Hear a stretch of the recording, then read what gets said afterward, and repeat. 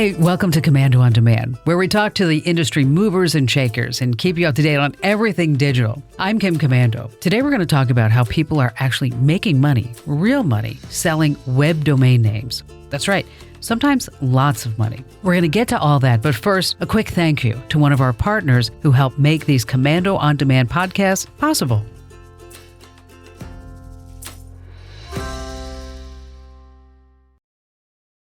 shoppingmalls.com was sold by a student of mine for $50,000. That's shoppingmalls.com. He says, how much you want for the domain? I said, I have no idea. And he says, how about 5,000? So I said, yeah, sure. And then he sent me $5,000. He probably would have paid more for it. These are sales that are being bought out by professionals in that industry. It's very valuable to them.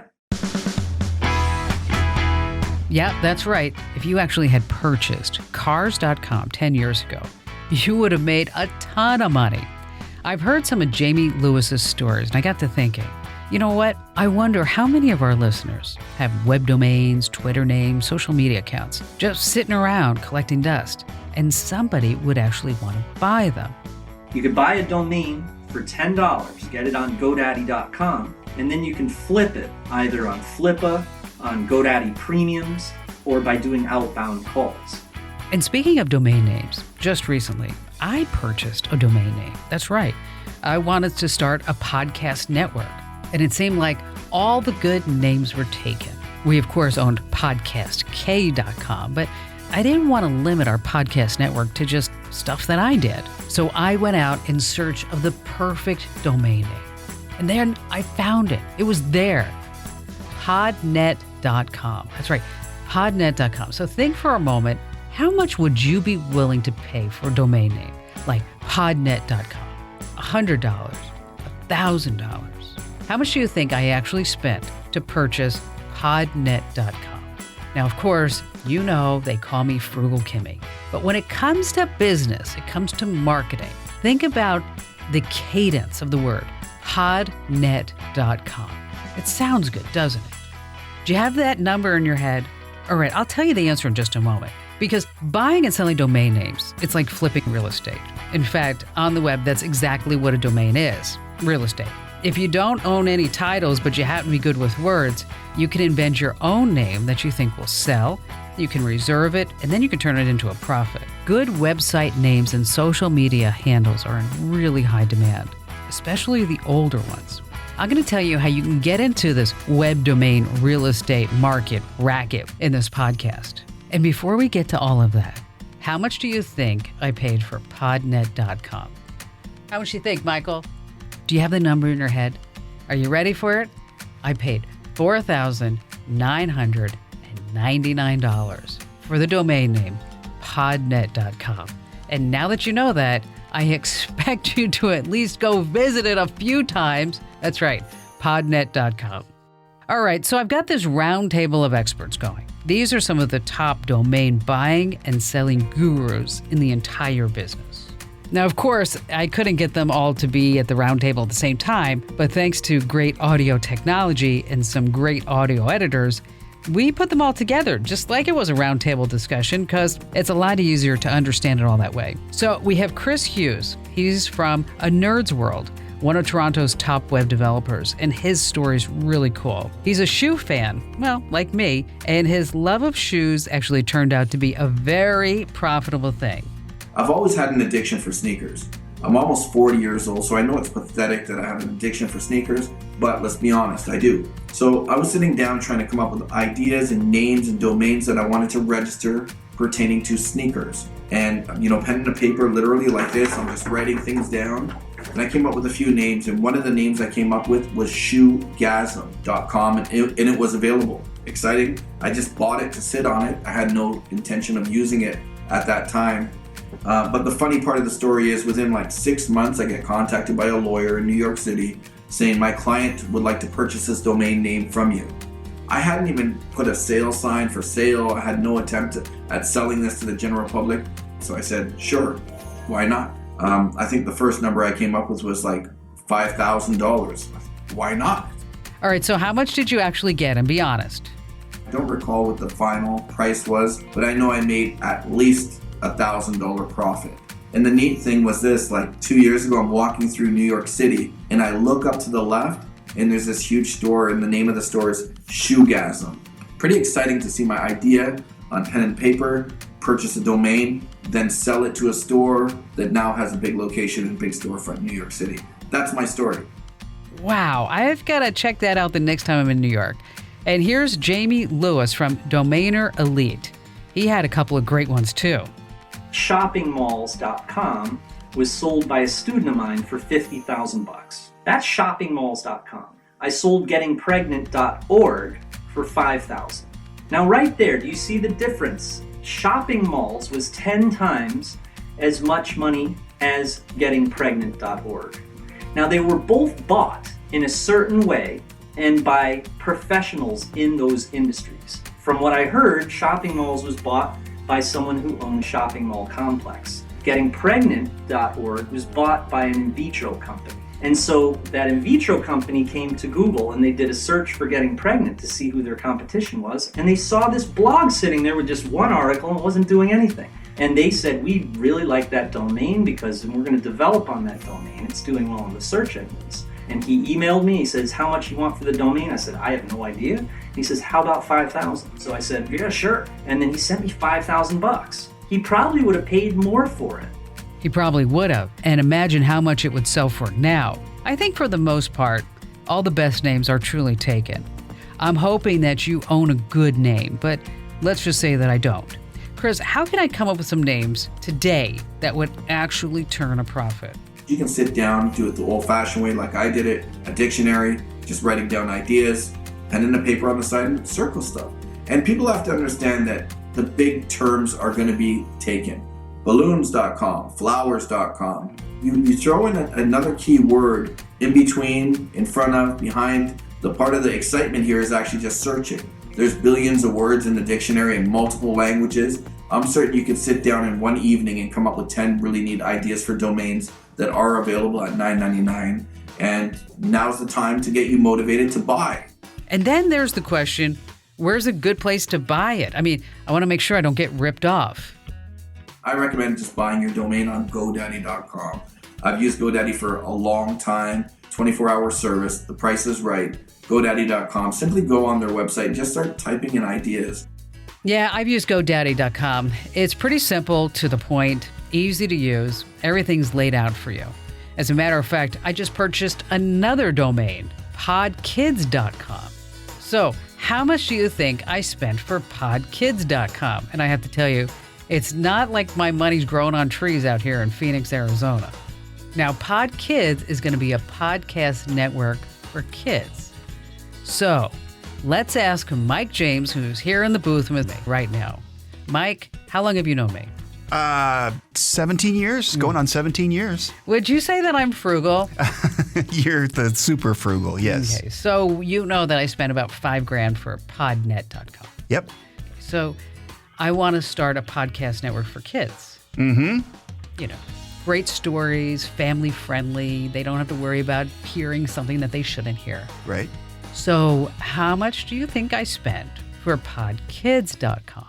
It's a great name, first of all, so I would think it would be worth at least $5,000, but I don't think you paid $5,000. I'm going to say it's a great name. I'm going to say $3,000. Are you ready? Uh-huh. $1,499. You got a great deal. Okay, so if you think about this, I've got $6,500 wrapped up in podcast names in the last 30 days. And that's just me. People are buying and selling domain names. As I mentioned, I use GoDaddy because everything's laid out. Anywhere else we should go? There's one last option I'd like to talk to you about. It's expireddomains.net. This is a marketplace of expired domains or just about expired domains, meaning that they're going to expire today. And maybe the owner of the domain didn't know that, wasn't aware, they're on vacation, they're in bed, they no longer want the domain.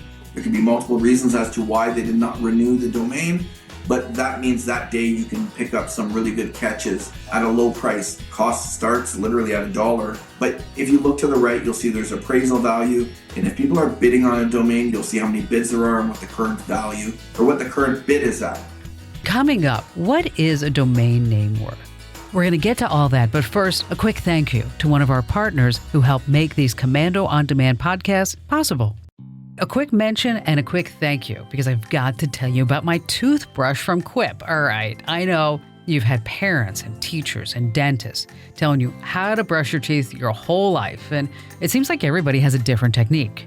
One thing that they all can agree on is that you have to brush your teeth for a full 2 minutes. I've been telling my son Ian that for years.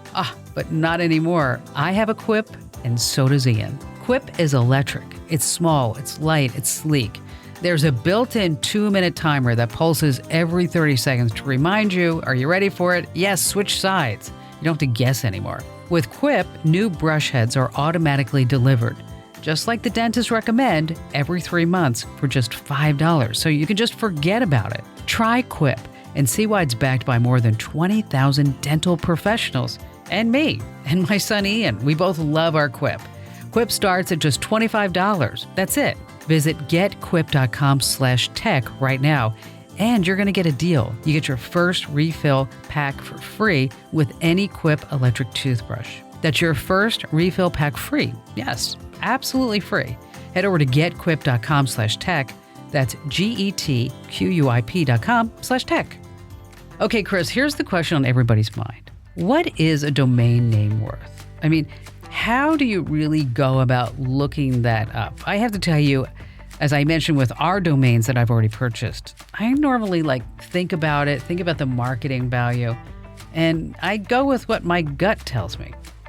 So GoDaddy now has a beta version. It's a domain evaluator. It's a domain appraiser. It's automated and it's incredible that you can type in the idea. They'll evaluate my domain with a certain dollar value. And then on the right, you'll see that they actually show 3 like or similar domains that I've sold. And that's where they get their evaluation from. I have seen those valuations. Do you think it's truly valid? I mean, is it a rock solid price? It's just an estimate. Obviously, buyers and sellers can sell it higher or lower than the evaluation. That's just a very rough evaluation as to what they believe the appraisal value of that domain name is. It almost sounds too easy. There's got to be a little bit more to the game, or else everybody would be in it. Hey, Jamie, you want to chime in? A domain isn't just valuable right off the bat. It's valuable because someone is willing to pay that amount of money for it. It's not like a house, in real estate, like for instance, my neighbor sold his house for 1.2 million and this other neighbor sold his house for 1.6 million.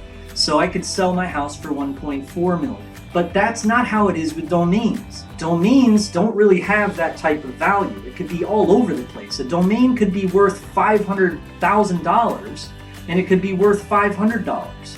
All right, let's dig in. Jamie, I've pulled up a domain name on GoDaddy. Take a look and tell me where you would go from here. This domain has an appraisal of $800. Okay, that's one of the things I'm going to take into account. But that's not enough. I need to do more investigation on this domain. How old is it? Use Wayback Machine. Type into Google Wayback Machine. Okay, that's the second thing to check out. You're a detective now.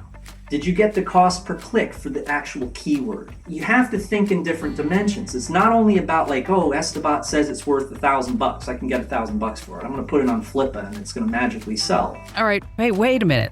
Back up just a sec. Give us a few other sites where we can actually look up the value. We have Estabot and we have Google AdWords. We have Wayback Machine to show us how old the domain is. But you know what? Use a little bit of common sense and use some comparable sales. Comparable sales are the most important thing, in my opinion, when it comes to domaining. It's kind of like the real estate thing, like where you compare this house that sold next to you. Relatable, comparable sales. Relatable, comparable sales. Got it? Another reason why you want to really get into comparable sales is because if Estabot does give you a low appraisal and you're thinking Estabot messed up on that, well then look up some comparable sales yourself and then use those comparable sales in your listing. So if I'm smart, I'm not going to just settle for the GoDaddy or the Estabot estimate. Estabot is a robot. It's not going to be as good as you interpreting to the buyer why this domain is good. Search engine optimization comes into play. If it's someone who wants to purchase this domain because they want to dominate in the search engines and they want to get rid of their competitors, then that's another reason. All of those things would go in either your Flippa auction, where you have a chance to write out exactly what the domain is about, or it's going to be something that you're pitching to someone on the phone. That's right, you can actually beef up the price. I can control some of that. Chris, what are some of your favorite places to sell a domain name? Flippa.com is my favorite. FLIPPA.com. We have GoDaddy.com once again. They also have an auction and an opportunity for you to sell your domain names. SEDO.com is probably the third biggest marketplace for domains.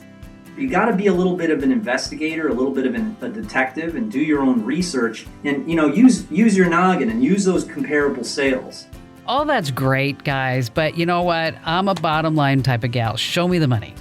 Domains have sold for a lot of money. If you're one of the pioneers in the beginning and you purchased domains like I'm talking about before me, then you could have been, and you held on to the domains long enough, you'll be filthy rich on a beach or a yacht, big private yacht, mansion somewhere. Mansions really aren't all they're cracked up to be. I know, first world problem.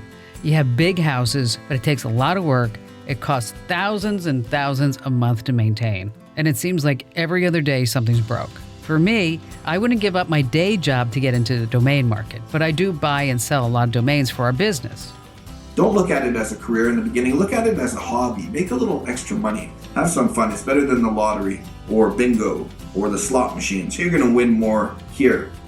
All right, good point. It actually sounds like a great way to make some extra cash, especially if you have an old domain without dashes in it or too many words. Ones that end in .com, this is really important, are still considered the most valuable. This is exciting. If you're like me and you love making money, this could become an addiction for you. And remember, the cost of getting in this game of buying and selling domains is practically nothing. Good stuff, guys. I really appreciate your input. I'm going to tell everyone how they can get in touch with you, Jamie and Chris, at the very end of the podcast.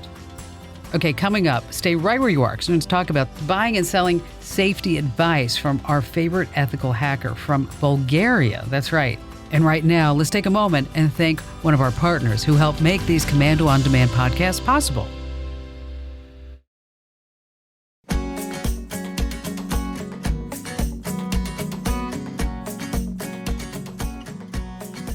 Hey, welcome back. And just like with any new venture, you're taking a risk when you swim with the sharks. And when you buy and sell anything on the internet, you're totally swimming in a big school of sharks. Let me tell you, only in this school, you don't die, you just live and you learn, like in real school. Now, when I was in school, I have to tell you, I really was that techno nerd, and it would have been so helpful to have a big, tough friend to protect me. I didn't have that. They just made fun of me. Think about this. You're walking around with the name Kim Komando? Really? Okay, our next guest is an ethical hacker, kind of like an internet bodyguard in a school of sharks.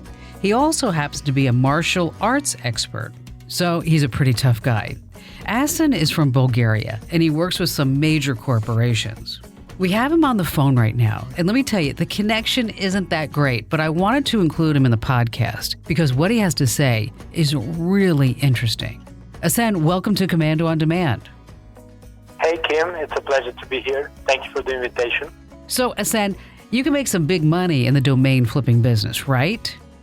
There are some experienced domain flippers that are able to make great money out of it. I'm talking about tens of thousands of dollars. Okay, I have to ask you a question. Who do you think is safer, a flipper or a broker? And just so everybody's on the same page, can you explain the difference between the two? Flippers tend to buy stuff cheaper as they see opportunity in future, and then once the price goes up, they're gonna sell it. It's like flipping houses.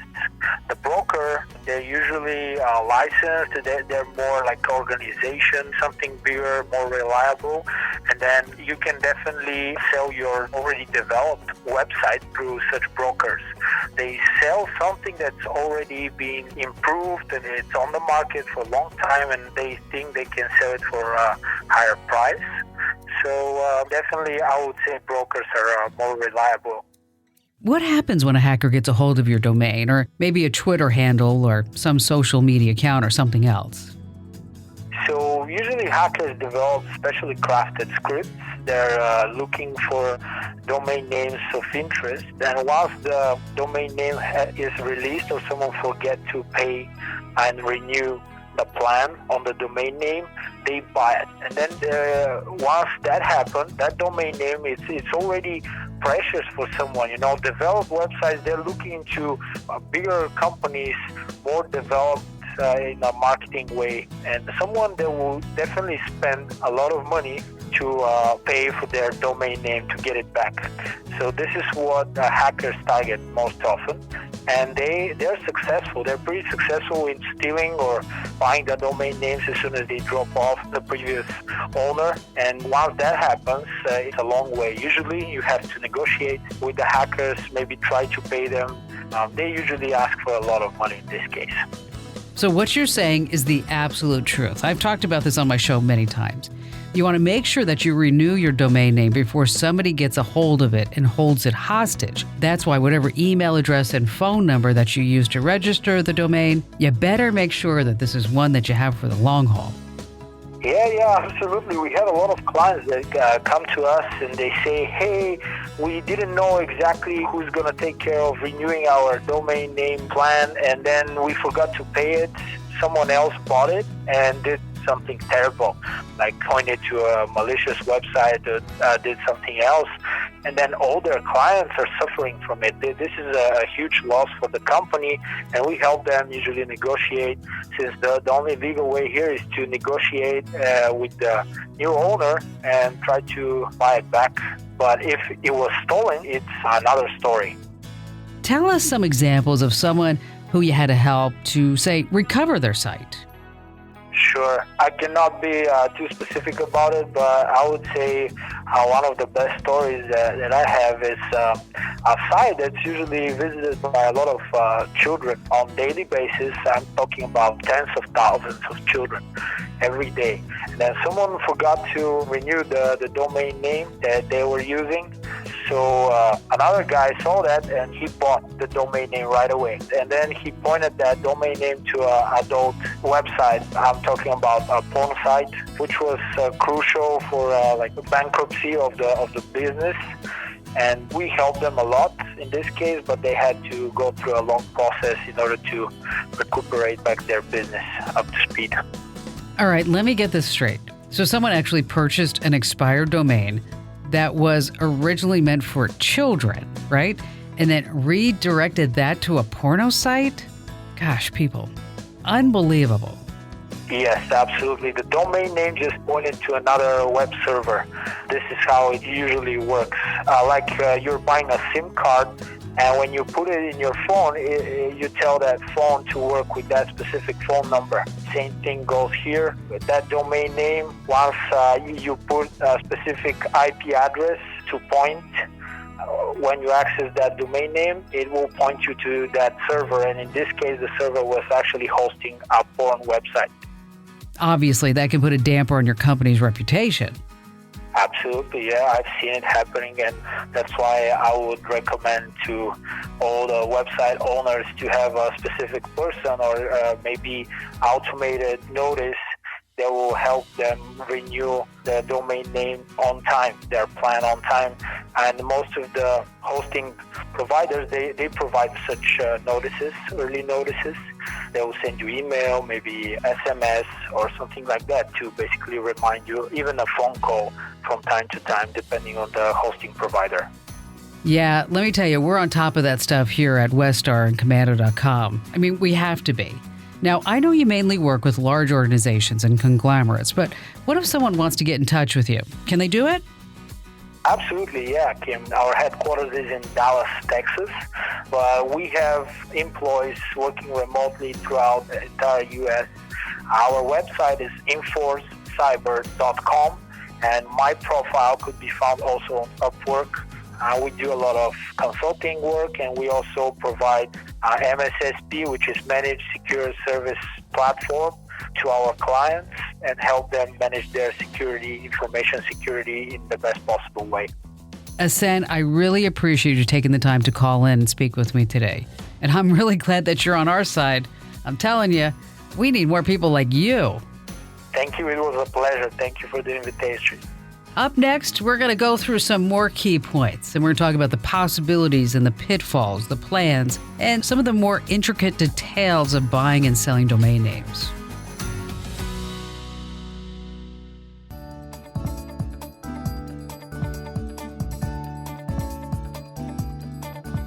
Okay, before you sell anything online, the first thing you need to ask yourself is, am I breaking any rules? We never give legal advice at Komando.com and here on the podcast, and I certainly don't want to give you that impression. I will say that when it comes to selling other online commodities like Twitter handles and Instagram accounts, things can get dicey. You see, most social media platforms don't allow you to sell your accounts there. It's pretty much spelled out in the terms of service when you signed up. So if this is something that you're interested in doing, make sure that you actually read the terms of service and research the current internet laws before you do anything rash. You also want to ask yourself, what's the worst thing that can happen if I sell my domain name?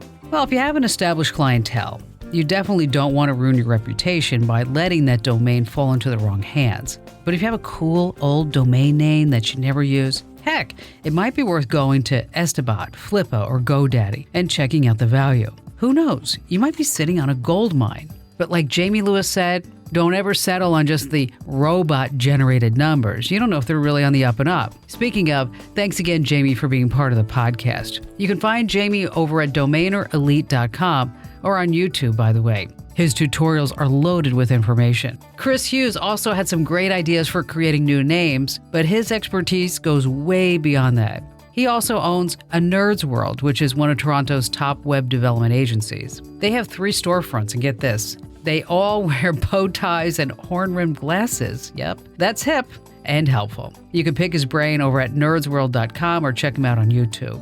And I also want to thank our special guest, ethical hacker Asen Kieyov. He's the guy that you want to hire if you get into a hacking jam. He specializes in large banking and multi-industry clients, but he's a really nice guy, and he truly likes helping people. You can find him on Upwork, LinkedIn, or InforceCyber.com.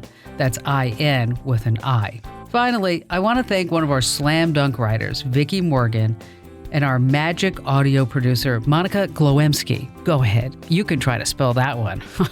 Good luck. All right. Thanks, gals. Great teamwork. We did it all. We pulled it all together. And if you like this podcast, you know what to do. Head over to Apple Podcasts, Google Podcasts, wherever you get your podcasts. Give us a great 5-star review. Give us a couple of nice words. Yes, I love that. And don't forget to subscribe. So this way you get our podcasts automatically delivered to you even when you're sleeping. That's high tech for you.